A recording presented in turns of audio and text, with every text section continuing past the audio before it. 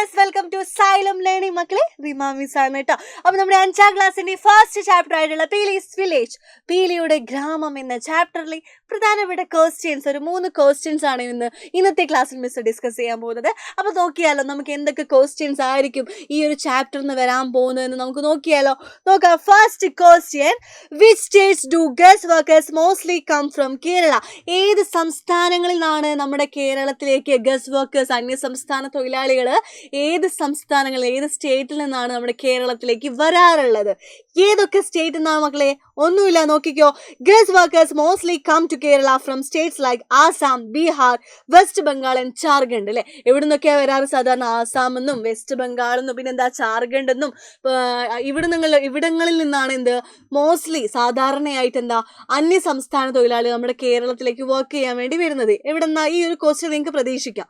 എവിടെ നിന്നാണ് കേരളത്തിലേക്ക് ഗസ്റ്റ് വർക്കേഴ്സ്, ഏതൊക്കെ സ്റ്റേറ്റിൽ നിന്നാണ് നമ്മുടെ കേരളത്തിലേക്ക് വരാറെന്ന് ചോദിച്ചാൽ ഈ ആൻസർ ചെയ്ത guest workers mostly come to Kerala from the states like Assam എന്നും ബീഹാർ എന്നും വെസ്റ്റ് ബംഗാൾ എന്നും ജാർഖണ്ഡ് എന്നൊക്കെ എന്താണ് സാധാരണയായിട്ട് അന്യ സംസ്ഥാന തൊഴിലാളികൾ ഗസ്റ്റ് വർക്കേഴ്സ് നമ്മുടെ കേരളത്തിലേക്ക് എത്തുന്നത്.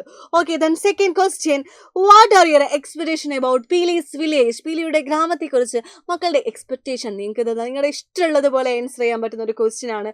ഓരോരുത്തർക്കും ഓരോ എക്സ്പെക്ടേഷൻ, ഓരോ പ്രതീക്ഷകളായിരിക്കും ഉണ്ടാവുക. നമ്മൾ പീലിയുടെ ഗ്രാമത്തിലേക്ക് പോകുമ്പോൾ അവിടെ ഇതുണ്ടാവുന്നുള്ള ഓരോ പ്രതീക്ഷകൾ ഉണ്ടാവില്ലേ? അത് നിങ്ങൾക്ക് ഇഷ്ടമുള്ള പോലെ എഴുതാൻ പറ്റും. മിസ് വേണമെങ്കിൽ 2 പോയിന്റ്സ് പറഞ്ഞുതരാം.